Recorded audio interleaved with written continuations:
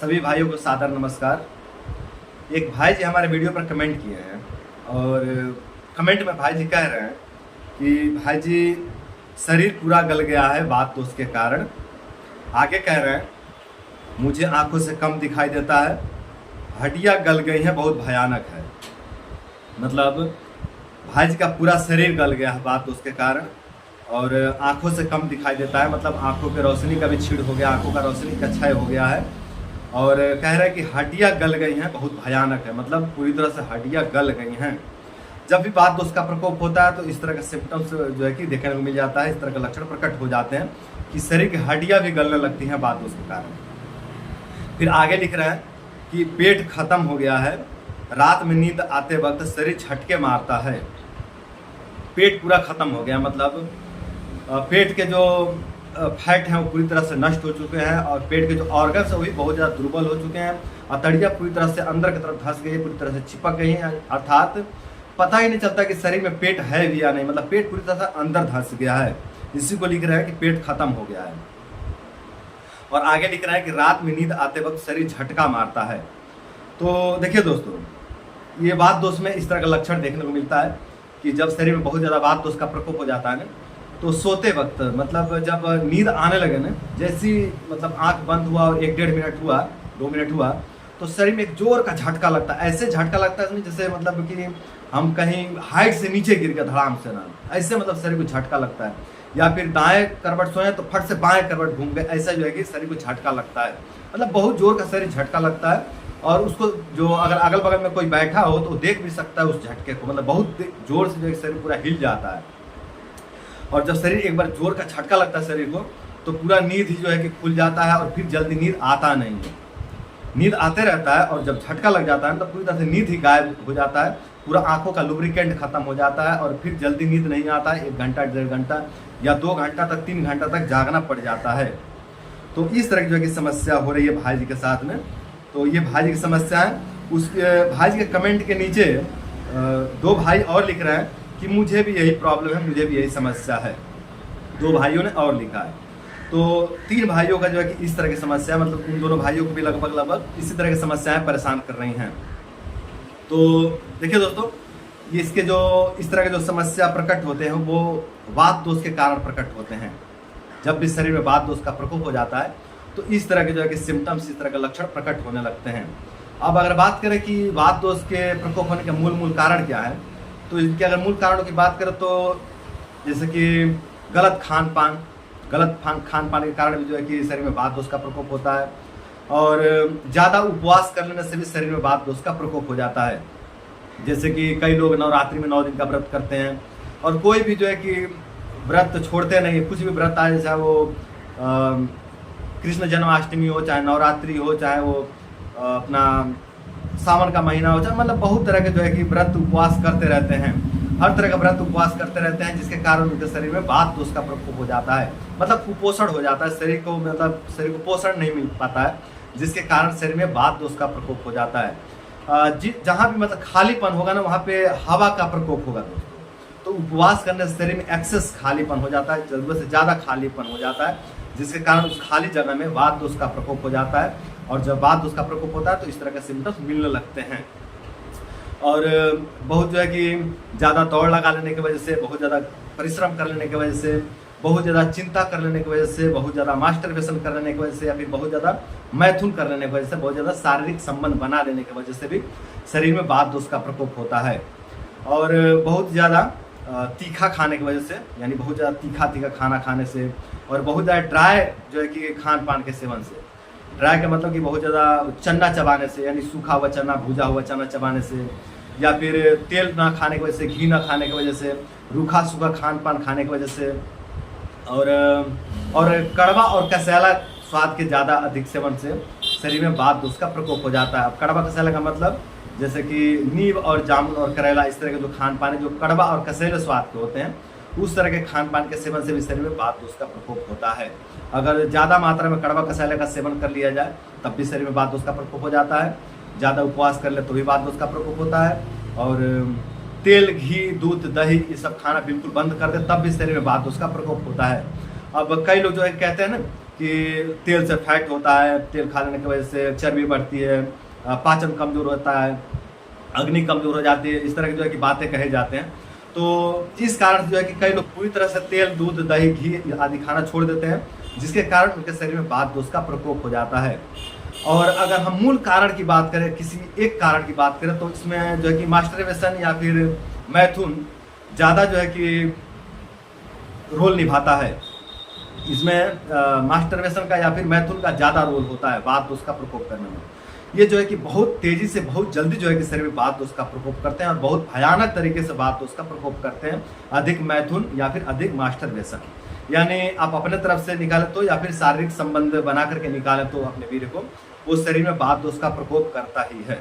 तो दोस्तों, ये जो है कि इसके मूल कारण है। इन कारणों से शरीर में वात दोष का प्रकोप होता है। और जब शरीर में वात दोष का प्रकोप हो जाता है तो जिन लक्षणों का मैं वर्णन किया उस तरह का लक्षण मिलने लगते हैं। मुंह का स्वाद भी कड़वा हो जाता है, पूरा शरीर ड्राई हो जाता है, पूरा शरीर गल जाता है, शरीर की हड्डियां गल जाती हैं, शरीर के रक्त, मांस, मेद, अस्थि, मज्जा, शुक्र आदि सातों धातुएं गल जाते हैं, नष्ट हो जाते हैं। आंखों की जो कि रोशनी क्षय हो जाता है, आंखों में जो कि ड्राइनेस आ जाता है, और जो है कि जो आदमी का मतलब अप्रिय शब्द का प्रयोग करने लगता है, कड़वा कड़वा शब्द का प्रयोग करने लगता है, मुंह का स्वाद कड़वा हो जाता है, और बालों में जो है कि डैंड्रफ और ड्राइनेस हो जाता है, बालों में रुक्षता आ जाती है, बालों की चमक नष्ट हो जाता है, और चेहरे में जो है चेहरे पे एक मैलापन, आंखों में एक मैलापन रहने लगता है, मतलब बदसूरती आ जाता है, पूरा शरीर जो है कि ब्लैक पड़ जाता है, पूरे शरीर में जो है कि बदसूरती आ जाता है, और जो है कि अपना फेफड़ा जो है कि नष्ट हो जाता है, फेफड़ा क्षय हो जाता है, श्वास लेने की दिक्कत होने लगती है, और पेट पर अगर जाए तो मतलब अतड़ियाँ सूख जाती हैं, पूरा जो है कि नष्ट हो जाती है, पूरा क्षय हो जाती है अतड़ियों का, और जिसके कारण मतलब कॉन्स्टिपेशन रहने लग जाता है, मल जो है कि सख्त बन जाता है, कठोर बन जाता है, अपना समान वायु और अपान वायु बिगड़ जाते हैं, क्योंकि ये भी वात रोग के ही अंतर्गत आ जाते हैं। तो जब भी शरीर में वात रोग या वात दोष का प्रकोप होगा तो समान वायु और अपान वायु बिगड़ जाते हैं, और नीचे जो है कि घुटनों में दर्द, जोड़ों में दर्द, शरीर में दर्द, शरीर की जो है कि मांसपेशियों में दर्द, इस तरह की जो है कि अनेकों प्रकार की समस्याएं उत्पन्न हो जाते हैं अधिक जो है कि शरीर में वात दोष के प्रकोप होने के कारण। किसी को ये कम प्रकोपित होते हैं, किसी को ज़्यादा प्रकोपित होते हैं।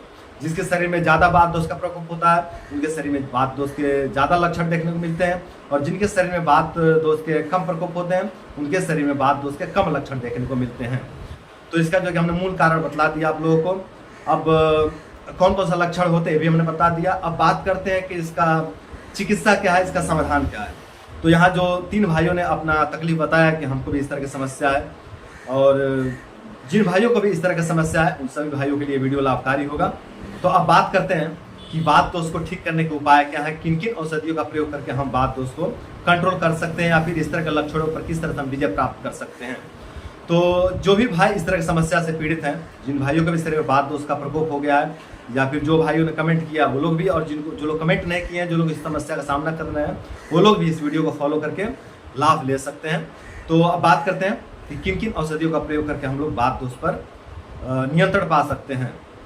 तो देखिए दोस्तों, पहले तो आप उन कारणों पर काम करेंगे जिन कारणों पर मैंने अभी चर्चा किया है पीछे। जैसे कि अगर आप बहुत ज़्यादा उपवास करते हैं, बहुत ज़्यादा व्रत करते हैं, तो व्रत को जो है कि आप रोकेंगे। अगर बहुत ज़्यादा आप कड़वा कसाला खाते हैं तो उस कड़वा कसाला को बंद करेंगे। बहुत ज़्यादा तीखा खाते हैं तो तीखा खाना बंद करेंगे। अगर आप तेल और दूध, घी, इस तरह का दही वगैरह आप बिल्कुल खाना बंद कर दिए हैं तो वो सब आप खाना से शुरू करेंगे। और बहुत ज़्यादा अगर आप मैथुन या फिर बहुत ज़्यादा मास्टरबेशन करते हैं तो उसको भी आप छोड़ेंगे। इस तरह से सभी वात दोष के कारण जो भी हैं उनको आप दूर करेंगे, उन कारणों पर काम करेंगे। अगर आप बहुत ज़्यादा चिंता करते हैं, बहुत ज़्यादा आप तनाव में रहते हैं तो उसको भी आप दूर करेंगे। यदि बहुत ज़्यादा परिश्रम करते हैं, बहुत ज़्यादा दौड़ भाग करते हैं तो उस पर भी थोड़ा नियंत्रण करेंगे। अगर शरीर में वात दोष का प्रकोप हो गया है तो थोड़ा विश्राम भी जरूरी है, थोड़ा विश्राम करेंगे। और जब थोड़ा वात दोष समन होने लगे तो फिर से अपने कार्य में लग जाएंगे, मतलब अपने कार्य को थोड़ा स्लो कर दीजिए। अगर ज़्यादा परिश्रम करने की वजह से, ज़्यादा भाग दौड़ करने की वजह से, या फिर ज़्यादा पढ़ाई करने की वजह से, या ज़्यादा शारीरिक परिश्रम करने की वजह से अगर आपके शरीर में इस तरह के सिम्टम्स प्रकट हो रहे हैं, इस तरह के लक्षण प्रकट हो रहे हैं, तो थोड़ा विश्राम की आवश्यकता है दोस्तों। ये जो है कि वात रोग थोड़ा विश्राम मांगता है। विश्राम करने से वात दोष का शमन होता है, वात दोष का नाश होता है। तो थोड़ा विश्राम करिए और दूध घी का सेवन करिए।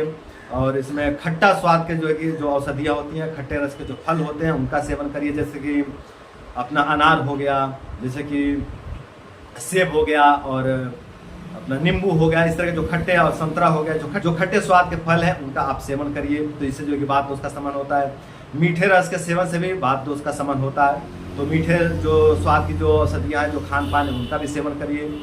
और नमकीन स्वाद से भी जो है कि वात दोष का शमन होता है। तो थोड़ा सा नमक का और चीनी का घोल बना करके भी पी सकते हैं। नमक और चीनी का शरबत बना करके उसको अगर आप पीते हैं, उससे भी वात दोष का शमन होता है। तो इस तरह से आप इन उपायों को करके अपने वात दोष का शमन करें और ब्रह्मचर्य का पालन करें दोस्तों। चाहे कोई भी किसी भी कारण से शरीर में वात दोष का प्रकोप हुआ, चाहे वो मास्टरबेशन के कारण हुआ है, चाहे वो मैथुन के कारण हुआ हो, चाहे वो अधिक परिश्रम से हुआ हो, चाहे ज़्यादा पढ़ाई लिखाई के कारण हुआ हो, चाहे किसी भी कारण से, चाहे भाग दौड़ के कारण हुआ हो, चाहे कड़वा कसैला स्वाद के अधिक सेवन से हुआ हो, चाहे किसी भी कारण से शरीर में वात दोष का प्रकोप हुआ हो, इसमें ब्रह्मचर्य बहुत लाभकारी है। ब्रह्मचर्य का अगर आप पालन करते हैं तो इसी से जो है कि वात दोष का शमन होने लगता है। अकेले ब्रह्मचर्य काफ़ी है वात दोष को शमन करने में। लेकिन अगर समस्याएं बहुत ज़्यादा प्रबल हो चुकी हैं, वात दोष बहुत ज़्यादा प्रबल हो चुके हैं, तो इसमें जो खान पान बताया हूँ उसका भी आप सेवन करें, उसका भी आप पथ्य परहेज का ध्यान रखें। और जो जिन कारणों से वात दोष का प्रकोप होता है उन कारणों को भी दूर करें। और अश्वगंधारिष्ट का सेवन करें। अश्वगंधारिष्ट लें 20 ml सुबह और 20 ml शाम को, 20 ml पानी के साथ लें। अर्थात आप अश्वगंधारिष्ट लीजिए 20 ml और 20 ml उसमें पानी मिला दीजिए और खाना खाने के 20 मिनट के बाद या 15 मिनट के बाद आप ले लीजिए, सुबह शाम दोनों टाइम। तो इससे भी जो है कि वात दोष का शमन हो जाएगा। आपके जो कॉन्स्टिपेशन रहता है, आपको आपकी अतड़ियाँ जो सूख गई हैं उसमें ताजगी आ जाता है। अतड़ियाँ जो है कि सूखने के कारण जो कि बहुत ज़्यादा कॉन्स्टिपेशन रहता है, कब्ज रहता है, मल सूख जाते हैं, तो जो है कि मल जो है कि सॉफ्ट होकर निकलने लगेगा, पास करने लगेगा।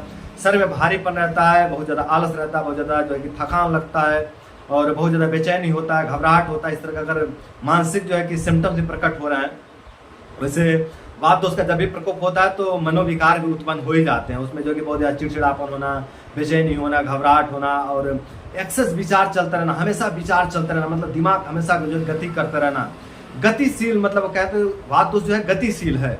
ये जब भी प्रकोपित होता है तो व्यक्ति को चैन से रहने नहीं देता, कहीं भी व्यक्ति को चैन से बैठने नहीं देगा। और व्यक्ति हमेशा चलते रहता है, हमेशा बोलते रहता है, हमेशा बड़बड़ाते रहता है, हमेशा इधर उधर देखते रहता है, फटाफट नजर घुमाते रहता है, मतलब कहीं भी वो स्थिर नहीं रहता, कहीं एक जगह फोकस नहीं कर पाता है। उसके अंदर एक बेचैनी रहती है, एक प्रकार का बेचैनी रहती है। वो कहीं भी मतलब शांति से 10 मिनट बैठ नहीं सकता है। अगर बैठने के लिए कहेंगे तो उठ के इधर उधर भागने लगेगा, भटकने लगेगा, मतलब उसको शांति से बैठेगा नहीं, कुछ ना कुछ करने लगेगा, है ना। तो उसके अंदर एक बेचैनी रहती है। तो अगर इस तरह का लक्षण मिलते हैं तो उसमें भी जो है कि अश्वगंधारिष्ट बहुत अच्छा काम करेगा। ये सभी वात दोष के लक्षण है। तो इन लक्षणों पर अश्वगंधारिष्ट बहुत अच्छा कार्य करता है। तो अगर आप अश्वगंधारिष्ट सुबह शाम लेते हैं तो इससे जो शरीर में वात दोष का प्रकोप हुआ है उसका धीरे धीरे शमन हो जाएगा। और इसमें साथ में पथ्य परहेज भी करते हैं, ब्रह्मचर्य का पालन भी करते हैं, तो बहुत जल्दी आपके शरीर की दुर्बलता नष्ट हो जाएगा। आपके शरीर की जो है कि जो क्षय हो गया, जो हड्डियों का क्षय हो गया है, उसका भी रिकवरी होने लगेगा धीरे धीरे। जो आँख जो है कि मैली हो गई हैं और बालों में ड्राइनेस हो गया है और बालों में डैंड्रफ हो गया, उस पर जो है कि उस पर भी जो है कि बहुत अच्छा रिजल्ट देखने को मिलेगा। जो भी आपको कॉन्स्टिपेशन रहता है, हड्डियाँ सूख गए हैं, लीवर सूख गए हैं, अपना किडनी सूख गया, पैनक्रियाज सूख गया, पूरा पेट जो है कि क्षय हो गया, पूरा पेट सूख गया, वो पेट धीरे धीरे बाहर आने लगेगा, पेट फूलने लगेगा, पेट में नल्ले पड़ गए हैं, उसमें भी अश्वगंधारिष्ट बहुत अच्छा कार्य करता है दोस्तों। पेट में नल्ले पड़ना मतलब कि हथौड़ियों का सूख जाना, बिल्कुल बैठ जाना, उसमें पेट में वात दोष का प्रकोप हो जाना, इस तरह के लक्षण होते हैं। तो अगर इस तरह की समस्या हो गई, आपको नल्ले पड़ गए हैं और आप योग व्यायाम भी करते हैं पर वो नल्ले फूल नहीं रहे, टूट नहीं रहे, तो इसमें अगर अश्वगंधारिष्ट का सेवन किया जाए तो पेट के नल्ले टूट जाते हैं और पेट में जो भी वात दोष का प्रकोप हुआ है उसका शमन हो जाता है। जो घुटने से जो है कि कट कट की आवाज़ आते हैं, जोर से कट कट की आवाज़ आते हैं, जो घुटने में दर्द होता है, जो अपना प्राइवेट पार्ट की जो कमजोरी हो गई, उन सभी समस्याओं में जो है कि बहुत अच्छा कार्य करता है अश्वगंधारिष्ट। तो अश्वगंधारिष्ट का सेवन करके और ब्रह्मचर्य का पालन करके आप सभी लोग अपने जीवन को सुंदर, सरल एवं सफल बना सकते हैं। तो मेरे दोस्तों और भाइयों, उम्मीद करता हूँ कि इस वीडियो से आप लोगों को बहुत कुछ सीखने को मिला होगा, बहुत कुछ समझने को मिला होगा, और साथ ही भी उम्मीद करता हूँ कि इस वीडियो को फॉलो करके आप लोग अपने वात दोष का शमन करेंगे और अपने वात दोष का शमन करके अपने जीवन को सुंदर, सरल एवं सफल बनाएंगे। तो दोस्तों आज के लिए इतना ही। नमस्कार।